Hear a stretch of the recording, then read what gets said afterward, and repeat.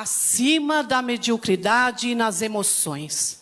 É um tema tão complexo e tão fácil para algumas pessoas, mas é um tema complexo. E eu quero ler um pedacinho de uma coisa antes de entrar na palavra, eu vou ler a respeito disso. A teoria das emoções básicas do ser humano foi criada por um médico canadense, Eric Berne. Elas fazem parte de uma abordagem terapêutica criada por Eric, chamada análise transacional. Quem conhece um pouco de psicologia sabe desse Eric. Eric considera que existem 5 emoções que são naturais do ser humano. Eu tenho certeza que vocês vão se identificar. Medo, quem aqui já sentiu medo? Raiva, quem já sentiu raiva, né? Tristeza, alegria e afeto. Ele chamou de emoções autênticas as que possuem função vital de sobrevivência individual e de continuação da espécie. E quando falamos em emoções, estamos falando especificamente de um conjunto de respostas químicas que tem como base as memórias emocionais construída a partir do surgimento de caminhos neurais, basicamente gerados quando o bebê está no útero. É o que acontece durante a vida ultrauterina. Os bebês sentem as emoções dos seus pais, principalmente da mãe. E aí, quando eu vi tudo isso aqui, eu falei, meu Deus, agora eu entendo muita coisa. Porque sentimos coisas que nem sabemos de onde vem. Vem lá desde o ventre. E o Eric continua dizendo, e viver, né? Eu coloquei aqui, ele fala várias coisas, mas que eu não vou dizer para não ficar extenso. Eu escrevi aqui. E viver acima da mediocridade no seu emocional parece uma coisa complexa, não é? Depois de tudo isso que eu li, não parece uma coisa difícil? Porque se vem desde o ventre, a gente não tem consciência, porque o nosso cérebro ele é dividido em 3 partes, consciente, subconsciente e inconsciente. E, para nossa surpresa, o consciente, que é aquilo que você está pensando agora, hoje, já, é só 5%. Então, é pouco, né? Diante de 95% que é subconsciente e inconsciente. Então, a gente acha muito difícil lidar com as emoções, né? Eu não vou explicar cada uma delas, porque também não vem ao caso.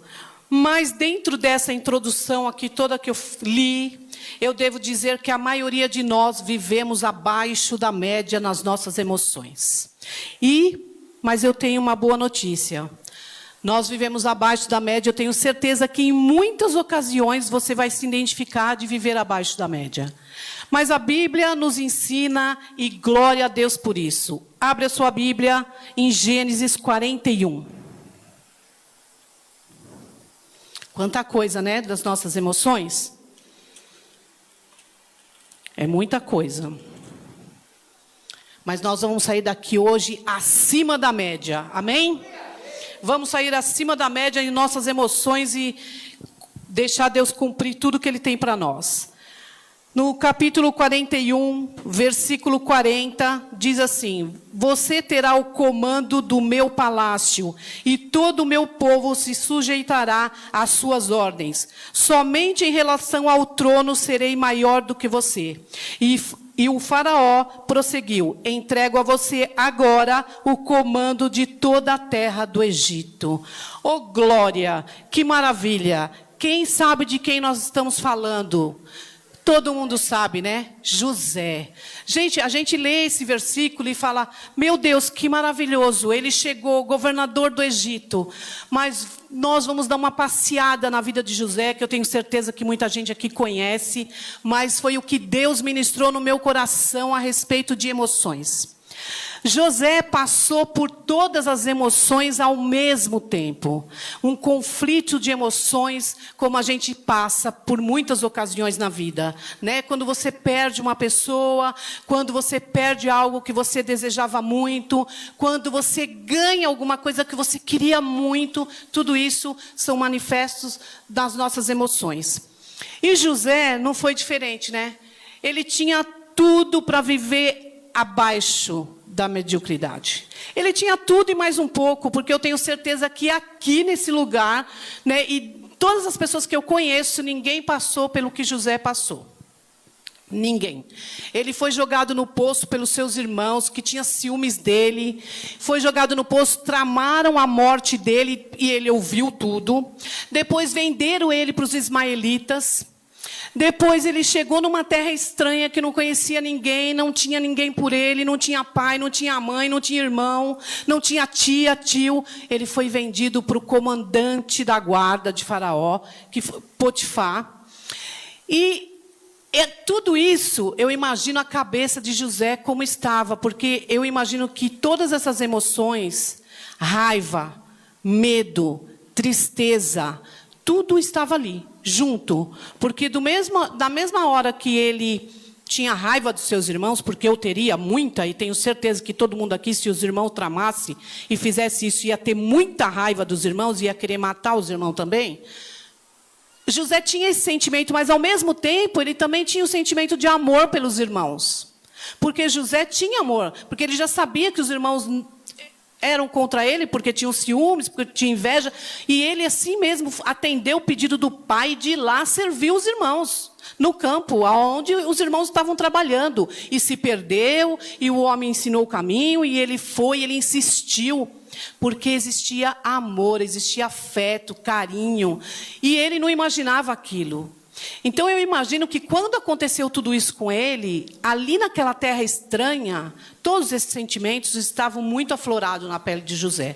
Todos esses conflitos na mente dele, que raiva dos meus irmãos que fizeram isso comigo, me tiraram da minha casa, que raiva deles, vontade de se vingar, porque o ser humano é assim, ele tem o instinto de vingança.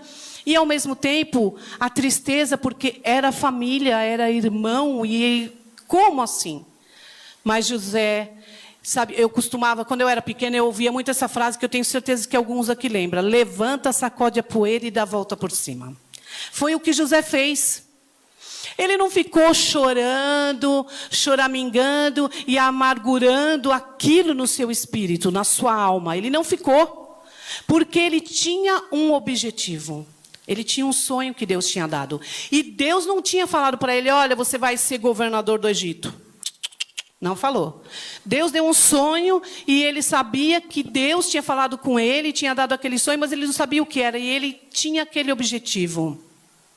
E tinha um Deus poderoso que era com ele e que ele cria em Deus acima de tudo. Então ele focou.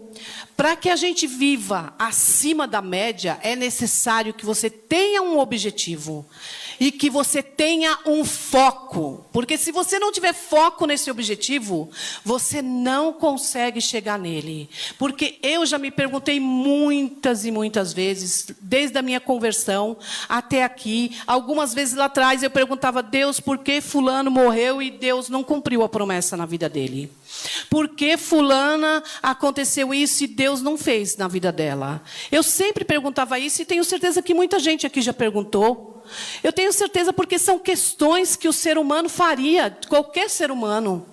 Mas nós temos essa tendência de quando temos um problema, quando temos uma tristeza, de ficar ali, meu Deus, mas por que isso? Mas você não sabe a minha história, porque foi a minha mãe, porque a minha mãe, porque o meu pai, porque os meus irmãos, porque a minha tia, porque o meu patrão, porque o meu pastor. Sabe, nós temos essa tendência de ficar sendo vítima daquela situação. E ficamos ruminando isso dentro da gente, impedindo que Deus cumpra o propósito na vida dele. Eu vou falar uma coisa: Deus, ele não desiste de nenhum propósito e de nenhum sonho de ninguém. Ele dá um sonho para você e ele deu, aquele sonho é seu. Se você lutar e se você crer, você vai alcançar. Deus faz uma promessa na sua vida. E se você crer, se você buscar, você vai alcançar a promessa. Com certeza. Independente se vai acontecer morte na sua família, se vai acontecer quedas no seu trabalho, independente da situação que você vai passar.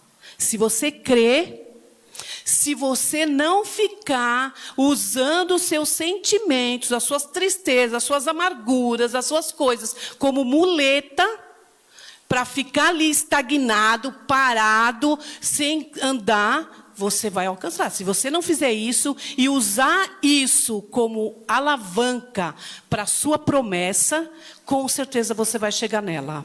José, ele fez isso. Ele usou aqueles sentimentos como alavanca para o seu amadurecimento espiritual e emocional. Talvez esses termos não estão escritos na Bíblia, mas podia estar. Porque ele não ficou lá como muleta. Ai, os meus irmãos me jogaram no poço e tramaram contra mim e me venderam. Não, não. Ele usou como alavanca. Ele falou, eu vou dar o meu melhor. Porque se eu der o meu melhor aqui, algo vai acontecer. Eu não sei o que é, mas eu tenho um sonho. Eu tenho um sonho e eu quero chegar lá. E ele alcançou. Mas ele passou ainda. Potifar honrou ele, porque sabia que ele temia o Senhor e sabia que onde ele punha a mão prosperava. Potifar foi mais próspero enquanto José estava lá. E ele via que José temia o Senhor, que foi uma coisa maravilhosa, porque ele mostrou o temor ao Senhor e mostrou que ele confiava no Senhor. Então Potifar sabia que ele confiava num Deus poderoso, porque aonde ele punha a mão prosperava. E Potifar honrou ele. Ele foi administrar os bens de Potifar. Tudo que Potifar tinha, ele administrava, ele cuidava. Ele falou, tudo você vai cuidar. Mas, como nós temos um inimigo e uns endemoniados que aparecem nas nossas vidas, a gente não sabe nem por onde, nem por quê e nem da onde, tinha lá a mulher de Potifar. Uma santa, né? Gostou dele, achou ele bonitão, sarado, né? Porque a Bíblia diz que ele era formoso. Então, eu acredito nisso, que ele devia ser sarado, bonito, né? Aos olhos de qualquer mulher. E a mulher logo foi desejando ele. E ele tinha um objetivo. Lembra que eu falei? Ele tinha um objetivo, o sonho dele. E ele estava focado nesse objetivo. Se ele não tivesse focado, certamente ele teria se deitado com a mulher de Faraó. Mas ele tinha um objetivo e um foco. E ele não se desviou nem para a esquerda e nem para a direita. Ele foi. Ele fugiu daquela mulher. Porque a palavra fala que nós devemos fugir da aparência do mal. Mas tem muita gente, e vou me incluir porque já aconteceu comigo, de a gente estar pensando naquilo. Deus me deu um sonho, eu vou contar um testemunho meu. Deus me deu um sonho há muitos anos atrás de ter uma confecção de roupas, porque eu pedi uma confecção de roupas bonitas e diferentes. Esse sempre foi o meu sonho. E Deus me deu um sonho mesmo. Eu tive um sonho onde eu estava numa confecção, enfim. Deus confirmou esse sonho no meu coração, era um sonho.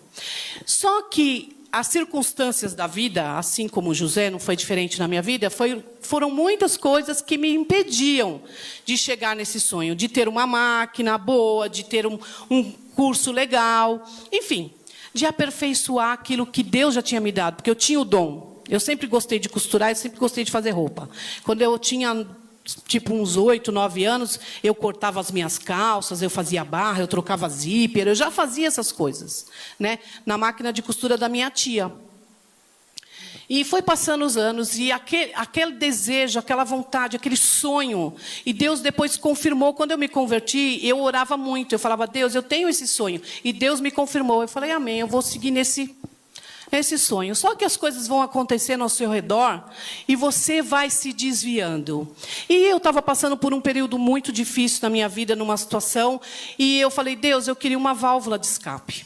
Eu já estava trabalhando numa confecção, e eu fazia de tudo lá, desde o desenvolvimento da coleção até a produção, eu fazia tudo. Ensinar as costureiras, costurar, eu fazia tudo. Só que a minha patroa não me dava valor. E o que eu fiz? Eu saí de lá e falei, vou fazer sozinha, em casa. Vou desenvolver, vou fazer e vou fazer. E comecei a trabalhar nisso. Só que era pouquinho, e era muita luta, e era aquele sacrifício. Daí eu falei, Deus, eu preciso de uma válvula de escape. E Deus me deu. Eu encontrei um amigo, advogado, e ele falou, estou precisando de uma pessoa para trabalhar no meu escritório, assim, assim. Tá, quanto você vai pagar? Aí ele falou assim, não, mas é só por uns dias, porque eu vou viajar e preciso de alguém lá. Eu falei, tá bom. Aí ele falou o valor, eu falei, tá bom, eu vou ficar lá. E lá tinha um monte de pastas de clientes no chão. E eu peguei aquelas pastas e liguei para ele e falei, que essas pastas? Ele falou, isso aí é cobrança. Ele falou para mim, é cobrança de pessoas que eu preciso cobrar, mas estão aí há tanto tempo e tal, eu não sei o quê, eu não tenho tempo, é uma correria. Eu falei, tá bom. Como funciona?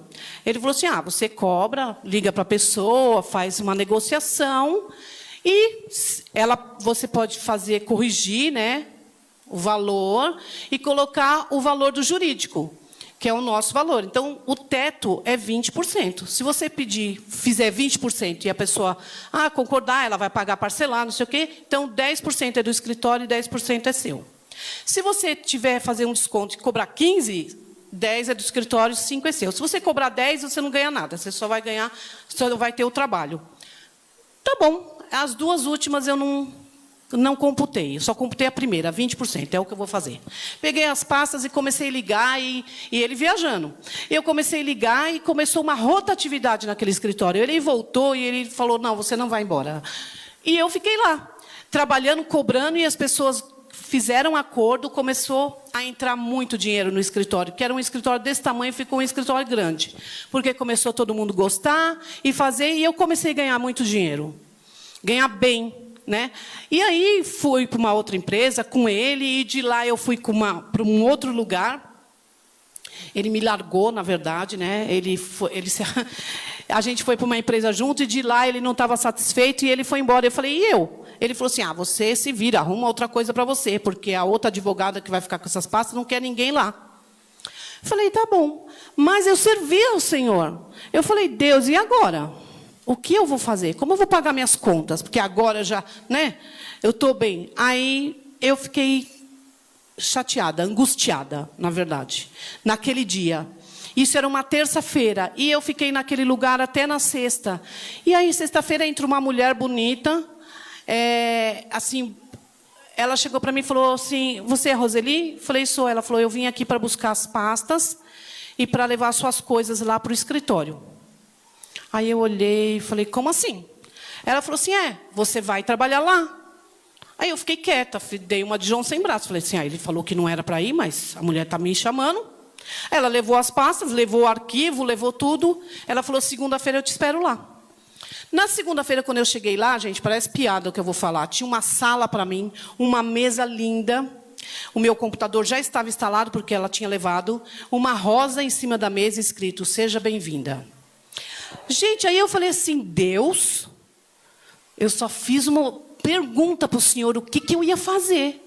E aí eu falei para ela, olha, aí ela estava fazendo um café, ela falou assim, olha, eu trouxe um café para você, trouxe uma xícara. Aí eu falei assim, olha, você me desculpa, está tudo muito lindo, eu estou muito feliz de estar aqui, mas eu preciso saber o que te fez mudar de ideia. Porque o doutor falou para mim que você não queria que ninguém trabalhasse com você, que você era uma pessoa que trabalhava sozinha. Aí ela falou, posso ser sincera? Eu vou ser curta, grossa e sincera com você. Aí eu falei, claro, eu quero. Aí ela falou assim, foi Deus. Pior ainda, né? Porque daí eu fiquei mais estarrecida. Falei, como assim Deus?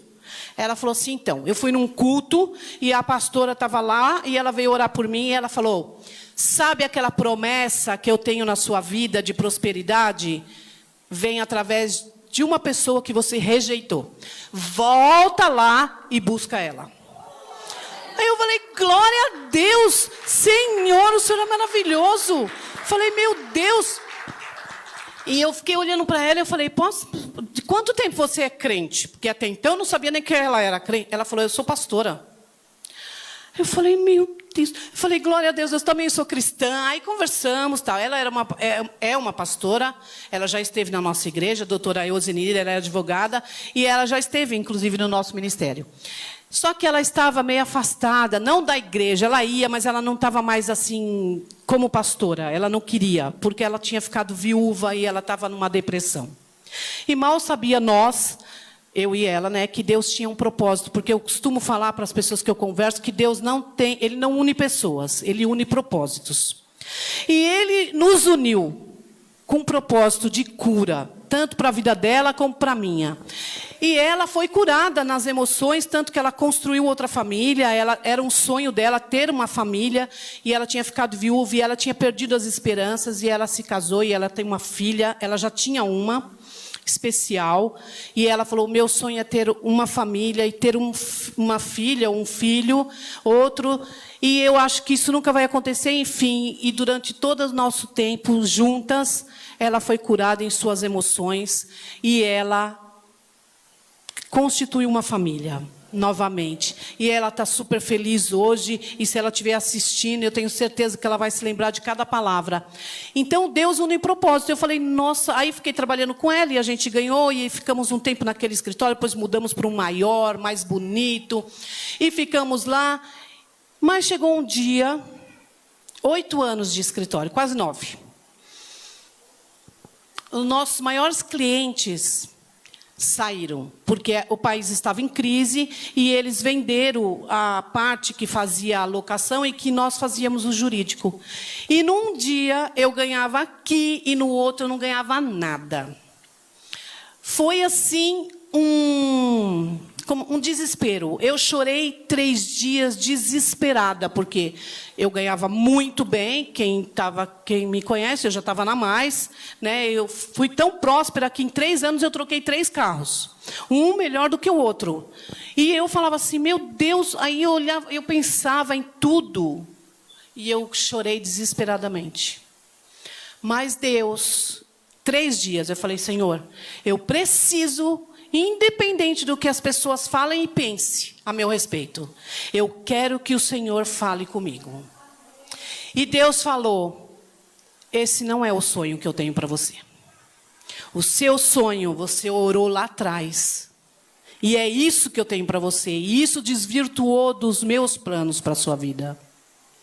Deus falou isso para mim. Ele falou, eu empurrei a vaca no precipício. Eu não sei se algum de vocês conhece esse testemunho, mas é isso, né? O homem vendia o leite da vaquinha e um dia a vaca caiu no precipício. E o homem que derrubou a vaca ficou desesperado, mas mal sabia ele que ele estava ajudando aquele homem. Porque aquele homem descobriu que ele sabia plantar e ele comprou toda a redondeza. Ele virou milionário, porque ele sabia plantar. Ele tinha um sonho, né? Ele tinha um dom e ele estava desperdiçando, vendendo o leite da vaquinha. E Deus falou comigo assim, porque Ele sabia que eu ia entender. Aí eu falei, amém, Senhor. Mas foi difícil as pessoas entenderem isso. Porque todo mundo falava, meu Deus, mas ela tinha um carro, mas ela tinha um trabalho, mas ela tinha dinheiro, mas ela vivia assim. E por quê isso aconteceu? Ah, com certeza, aí vem todas aquelas palavras. Ela fez alguma coisa errada, Deus está, né, tirando dela para ela aprender. E aí, todas essas coisas eu ouvi. Em muitos lugares, tanto dentro da igreja como fora da igreja. E eu ouvi, e eu falei para Deus, Deus, eu tenho um foco agora. Eu tenho um objetivo. É o sonho que o Senhor me deu. E eu comecei a correr atrás. Assim como José. Ele tinha um objetivo. E quando nós temos um objetivo e um sonho, uma promessa de Deus, aparece coisas para tirar você do foco, do seu objetivo. Aparece. Com certeza aparece coisas que você fala assim, nossa, foi Deus que deu. Foi, talvez por um tempo, que nem no meu caso. Eu não pedi uma válvula de escape, era um escape. Não era para mim se acomodar lá e ficar ganhando rios de dinheiro e ficar lá. Não era isso. Então, muitas vezes nós pensamos que o que aparece é do Senhor, é da vontade dEle, mas não é. Então, quando você tem um sonho, foque nele. Foque nesse objetivo.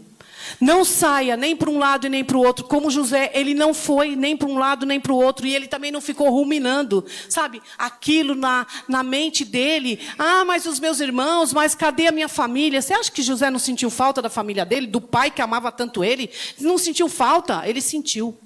Mas ele não ficou chorando, usando aquilo como muleta, sabe, para ficar ali estagnado. Não.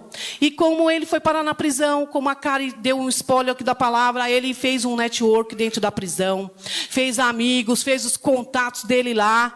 E quando o carcereiro saiu, o copeiro saiu de lá, lembrou de José 2 anos depois, né? 2 é bom lembrar, né? Que não foi de um dia para a noite. 2 anos depois, aquele copeiro lembrou dele.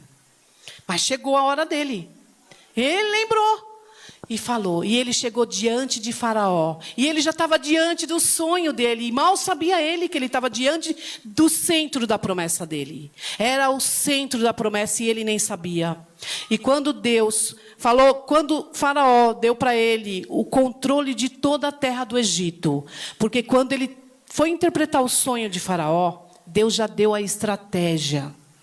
Você vai ter que guardar para ter depois. Sabe, deu todas as coordenadas, que o homem não teve como pôr outra pessoa. Senão, ele que já tinha interpretado, já tinha a solução. Então, Deus já tinha dado para ele, porque Deus já tinha aquele propósito. E ele alcançou a promessa dele. Por isso, ele esqueceu. Eu não sei se vocês conhecem lá o pedacinho que ele é pai. Ele deu o nome do primeiro filho de Manassés, porque Manassés significa Deus me fez esquecer.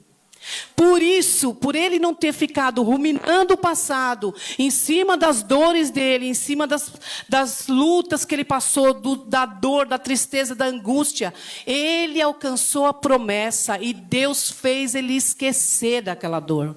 Tanto que ele abraçou os irmãos, levou para aquela terra, eles foram prósperos, entende? Deus, quando ele tem um propósito, nós impedimos a mão do Senhor, pelas nossas atitudes. Nós impedimos, porque nós desvirtuamos do centro da vontade. Mas Deus, ele não desiste nunca. Então, se você tem uma promessa, pare de viver na média, abaixo da média. Faça como José. Eu vou ler uma frase de Augusto Cury, muito linda. Quem sofre pelo futuro ou rumina o passado, destrói o único tempo em que é possível ser feliz, saudável e desestressado, o presente. Quando você sofre pelo seu futuro, sabe aquela ansiedade? Ai, por que isso? Ai, por que isso não vai acontecer? Ai, por que aquilo? Ansiedade. É o mal do nosso século, gente. Ansiedade, depressão e síndrome do pânico. É o mal do século. As pessoas são ansiosas. Chove no sul, já está abrindo o guarda-chuva aqui, com medo de se molhar. Sabe com o que? Está sempre... E agora? E aquilo? E aquilo outro? Não. Tudo tem um tempo. Tudo tem um tempo estabelecido. Então, se nós não ficar, sabe, destruindo o nosso futuro, pensando, ansioso, e não ficar ruminando o passado, nós vamos viver um presente maravilhoso. Porque nós temos o hoje, o agora. E toda pessoa que vive abaixo da mediocridade nas emoções, ela não prejudica só ela. Porque se é uma pessoa depressiva, as pessoas que estão na volta dela sofrem por ela. Porque vê aquela pessoa depressiva, triste, cinza. Eu costumo dizer que as pessoas não têm cor. Quando sou auriculoterapeuta e eu fui tratar uma pessoa, eu até falei aqui na outra pregação, eu olhei para ela, ela era cinza, gente. Uma pessoa que chorava porque a vida dela não foi dela. Ela viveu na infância e na adolescência pelo pai, obrigada a fazer as coisas para agradar o pai. Depois ela casou, teve um marido que era machista, viveu pelo marido, não vivia por ela. Depois teve os filhos, viveu pelos filhos, viveu pelos netos e chegou aos 85 anos e falou, eu descobri que eu não vivia aquilo que eu queria, eu não conheço nem a praia. Ela falou para mim, sentada na casa dela. E eu olhei para ela, ela era cinza, de tanta depressão, tristeza, angústia, porque ela estava amargurada, porque ela não viveu. Aí eu conversei muito com ela e falei para ela que ela podia mudar isso. Mesmo com 80 anos, com 85 anos, ela podia mudar isso dentro dela. Né? Estar acima, ela estava totalmente abaixo. E eu fiquei até muito triste, porque ela faleceu essa semana. Eu até coloquei no grupo. E ela teve uma infecção, na verdade, e ela faleceu. Mas eu fiquei muito triste. Eu até comentei com a bispa. Bispa, eu fui visitar uma mulher que eu fiquei... Nossa, eu saí de lá chorando. Porque eu vi aquela mulher cinza. Quem tem depressão, angústia, ansiedade, síndrome do pânico, não tem cor. Não tem cor. Sabe, a pessoa, ela fica amargurada e ela não vê graça em nada. Gente, meu filho passou por um processo de depressão. Ele falou para mim, mãe, eu não vejo graça em nada, absolutamente nada. Nada. Nada traz cor para a minha vida. E eu vejo as pessoas são assim. As pessoas que têm depressão. São assim. Então, a depressão nada mais é do que você ficar ruminando aquele seu passado, aquela sua tristeza. Não é possível destruir o passado. Não é. Não é possível. Para reconstruir o presente, você quer destruir o seu passado para construir o seu presente. Não é possível. Mas é possível reconstruir o seu presente para reescrever o seu passado. É possível. É possível você hoje falar assim, eu tomo uma decisão, eu não vou mais ficar usando as minhas dores, as minhas lutas como muleta. Eu vou usar como alavanca para que Deus cumpra o propósito dele na minha vida. Porque Deus tem propósito para todo mundo. Eu tenho certeza que todo mundo que está sentado aqui e todo mundo que está em casa tem uma promessa de Deus. Tem o Senhor. A Bíblia é cheia de promessas. Cheia. Cheia, lotada. Tem várias promessas. Se você resolver viver as promessas do Senhor, levantar, sacudir a poeira, dar a volta por cima, reeducar os seus pensamentos. É possível, porque se a Bíblia diz que José conseguiu, Daniel, Ana, Sara, Moisés, e assim por diante, eu poderia falar várias pessoas. Daniel era escravo na Babilônia. Mas ele lá se destacou. Por quê? Ele não ficou chorando pelo povo dele que estava escravo. Por que ele não ficou chorando porque estava ali? Que o templo tinha sido destruído. Por que ele não ficou chorando? Porque ele tinha que mostrar o poder de Deus. Ele tinha que dar a volta por cima. E ele administrou mais de 120 províncias. Sabe, ele se destacou, teve posição de honra naquele lugar. E aquele rei falou que todos iam ter que se curvar ao Deus de Daniel. Então, é possível, se a Bíblia diz que é possível, é possível. As dores, os problemas, as lutas são inevitáveis. São inevitáveis. Porque a palavra diz que no mundo nós teremos aflição. Mas tem o término dessa frase. No mundo tereis aflições. Mas tem de bom ânimo. Tem de bom ânimo. A escolha de fazer, a escolha é sua. O poder da escolha está nas suas mãos. De vencer essas dores ou ser vencidas por ela. O que você prefere? A gente prefere vencer, né? Todo mundo, né, gente? Em nome de Jesus, que nós possamos vencer essas dores. Eu quero que você abra a sua Bíblia em Romanos 12:2.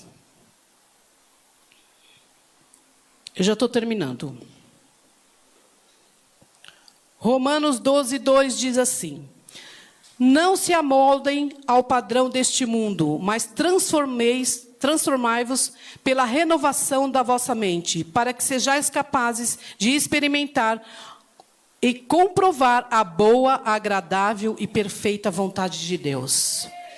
Gente, se aqui na Bíblia Deus já disse, transformai-vos pela renovação da vossa mente, é porque Ele deixou a ciência para que a gente compreendesse a palavra dele. Porque muitas vezes eu me perguntei, como eu vou renovar minha mente? Quantas vezes eu li esse versículo e quantas vezes eu perguntei para mim mesmo, como se renova a mente? Mas a ciência hoje dá o caminho. A ciência deu o caminho, porque Deus deixou a ciência para comprovar a palavra dele, para que a gente entendesse. É possível você renovar e reescrever uma nova história. É possível você assumir o controle da sua mente, assumir o controle dos seus pensamentos. É possível. É possível, é só exercitar, não ficar murmurando, não ficar se lamentando, não ficar ruminando coisas do passado. Ou mesmo agora, a pessoa fala uma palavra e você fica com aquela, mas ela falou, me magoou, me chateou. Não, magoou, chateou, Senhor, eu decido perdoar e perdoa na mesma hora. Porque assim você vai ficar livre, porque, olha, quando nós nos tornamos livres por dentro, nada nos aprisiona por fora. Nada. Nada nem ninguém. Nada. Desde que você deixe lá dentro ser livre. A sua alma ser limpa, ser livre das suas doenças, das suas dores. Quem aqui está compreendendo a palavra? Eu estou falando muito rápido? Então, Deus, ele nos dá o caminho, amém? Ele nos dá vários caminhos. Se você lembrar de José, Daniel, Sara. Gente, naquela época, a mulher que não podia dar à luz, ela não era honrada. Era uma vergonha a mulher não dar à luz. Uma mulher estéril. Sara era estéril, mas ela alcançou a promessa. Ana era estéril. As duas tinham o mesmo problema, mas tiveram reações diferentes. Sara riu quando Deus falou que ela ia ser mãe. E Ana se angustiou lá diante do Senhor. E ela foi mãe. Então, assim, nós temos problemas iguais e reações diferentes. Mas, muitas vezes, nós temos problemas diferentes e reações iguais. Eu vejo um monte de gente depressiva. Um monte. Eu estou tão estarrecida com isso, porque em todo lugar que eu vou tem uma pessoa depressiva. Tem uma pessoa angustiada. Então eu quero falar para você que sofre com depressão, ansiedade. É possível você ser renovada. É possível você ser restaurado. É possível você viver acima da média. Mas para isso você precisa buscar. Para isso você tem que buscar a Deus. E se for preciso buscar ajuda de um amigo, de uma amiga que você confia, conversar, falar, expor a sua dor para que ela seja curada. É possível, porque Deus nos dá o caminho. E eu quero falar para você, se você tem uma promessa do Senhor, que eu sei que tem, tenha um objetivo, mas tenha um foco.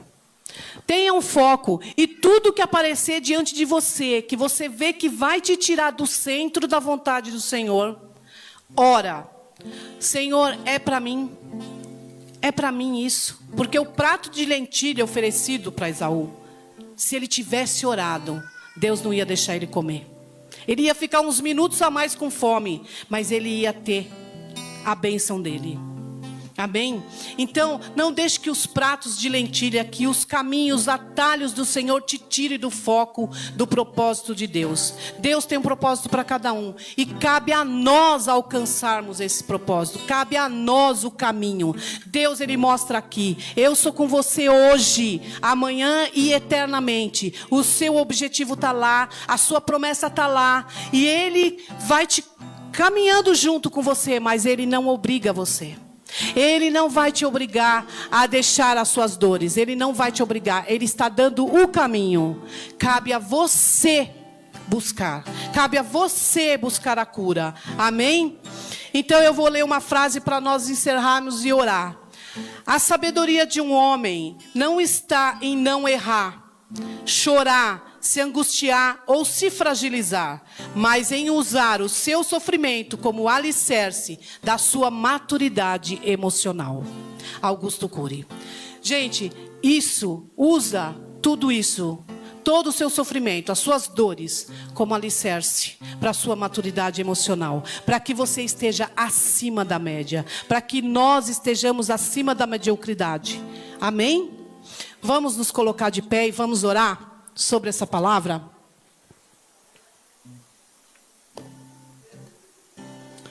Amém, glória a Deus. Eu quero que você pense em tudo aquilo que te paralisa, toda dor e sofrimento e angústia, tristeza, aquilo que tira você do propósito de Deus. Ansiedade, síndrome do pânico, aquilo que tem guardado dentro de você. Eu quero que você pense agora e que você tenha a certeza absoluta de que é possível mudar essa história. Amém?